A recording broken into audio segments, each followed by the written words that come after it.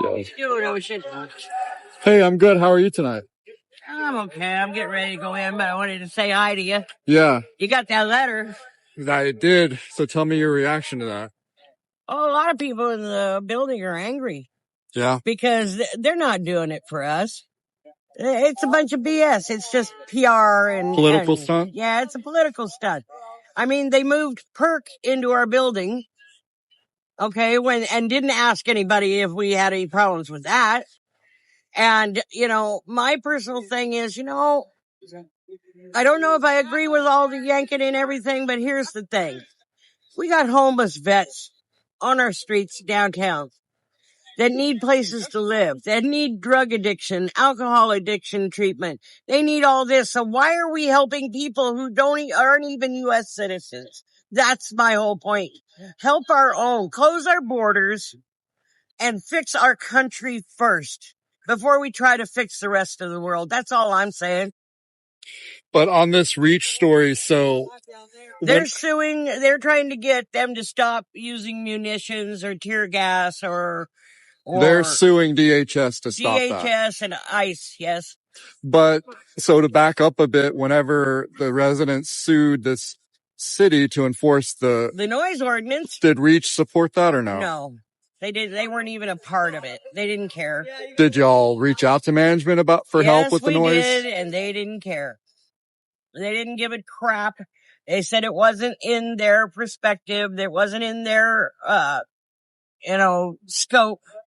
So I read the lawsuit and, that Reach has filed against DHS. They're alleging that DHS was releasing the gas for propaganda.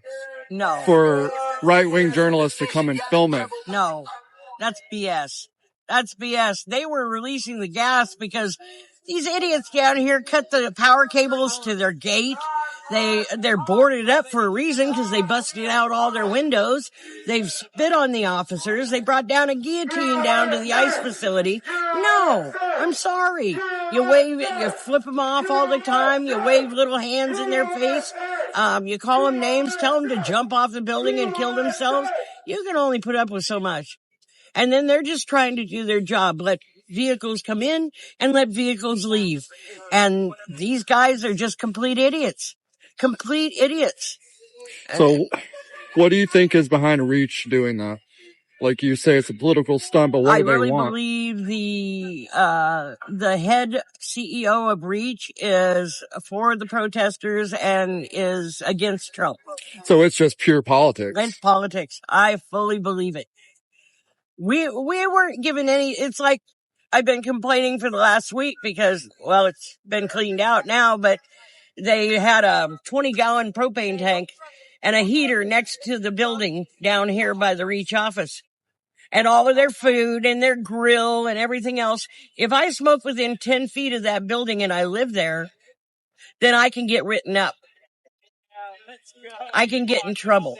But they wouldn't do anything. And I kept complaining and complaining. They're not there tonight. They've moved their little propane tank. But it's the point. It's very obvious that the residents for Reach don't matter. And what makes me angry is they are a funded corporation. By the federal government. By the federal government. And they are not standing up for don't let them give you any crap. They're not standing up for the residents. They're making a political statement. So they look like they're in line with the government here in town. When I first met you, I was just curious if the landlord's giving you cuts on rent or supporting you in any way. Nope, not at all. You said they gave you earplugs at one point. Yeah, they gave us a big sign. It's still in the elevator. Says need earplugs. That's it. You feel like they're playing a stunt with your life. Yeah, they're just playing stunts. They're playing political stunts. They're trying to look good for the city council and the mayor, like they're towing the line. That's all it is. They're not fooling anybody, and a lot of residents are angry about it. We're very angry. I don't get any subsidies to live there because I'm in that no man's land. I worked good jobs most of my life. I became disabled. I didn't get a pension, but I live on disability only. Because I had good paying jobs, I make just enough to survive, but not enough to get any subsidies for my rent. I have to pay $1,100 a month to live there. Okay, that's half of my income, and I don't get any reduced rent. The state gives me $23 a month in food stamps, but we can fund all of these illegals. But I worked all my life in healthcare, taking care of people, and I only get $23 a month in food stamps and no rent assistance. No, nothing. I'm sorry. I don't have any, when these people jump the line, come into this, they give them food stamps, they give them welfare, they give them housing, and I have to pay half of my income. It's wrong. What did you say the CEO's name was?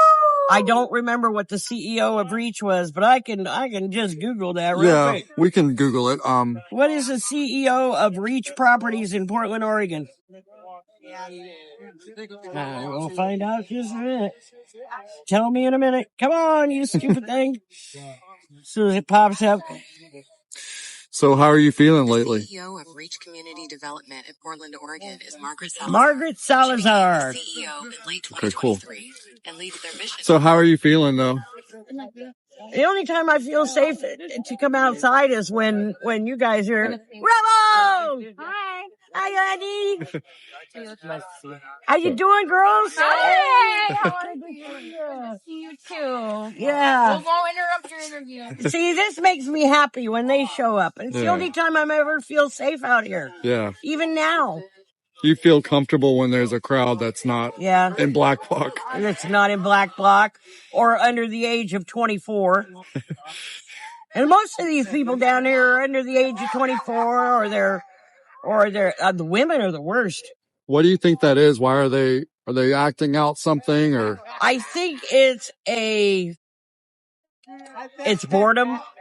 I think it's, they grew up in an era where they played video games. They didn't go outside and play like we did. They have too much internet and too much, influence from maybe not the right side. Mm-hmm. You know what I mean? And they believe a lot of stuff out there that it's like, what are we doing in Gaza and in Israel and Palestine and all of that? We have no business being there. They have fought since biblical times. But these kids want to be heroes in the world. They want to go out and save the world. You think they're ignoring the problems right in front of them? Yeah, I think so. It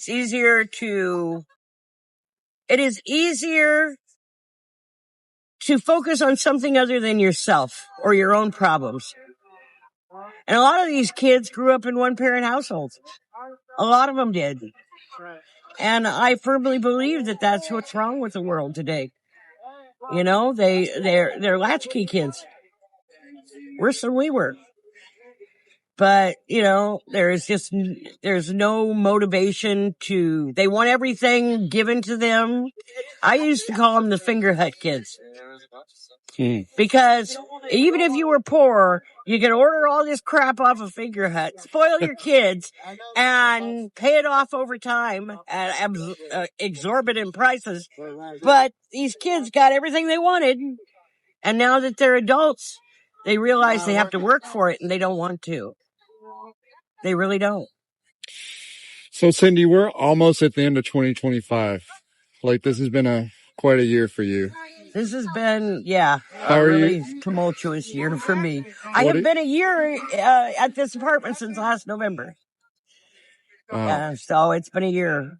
Yeah, a year and a half ago, I left my home in Olympia, and I couldn't afford the space rent anymore. Couldn't sell the house because the pipes busted, destroyed the floors, and couldn't repair it. So, and I ended up back down here in my hometown where I was born. And I thought, oh yeah, I'm going home. Oh boy, I went home. So half the year was good, and then half the year has been a nightmare? A little bit. But I get up every day and I thank the good Lord that I have a roof over my head. And I go to bed every night and I thank the good Lord that I have a roof over my head. And I have my puppy and I'm warm, which is a lot more than a lot of people have these days. I've been so poor I ate fried potatoes for weeks. And I've had enough money in the bank that I could blow a little bit and go to a casino once in a while. But you know what? I don't do that stuff anymore because obviously I can't get around that well. But these kids have had everything handed to them, Ocean. Everything. And they think they're the saviors of the world. And they're not going to change a damn thing. They're not going to change a damn thing. What's going to change it is peace. And Do you have any hope of that going into the new year? I think an old friend of mine who's a retired nun used to say, buckle up because the road's going to get bumpy from here. And I believe it is going to get bumpy from here. I believe there's going to be a lot more bad before there's good. Do I feel that eventually we'll pull out of it? Yeah, I do. But it's going to be a hard road. So. It's good to talk to you, Cindy. Good to talk to you, Ocean. I'm going home. I'm going to bed. Get up there, my friend. I am Have a good night. tired. You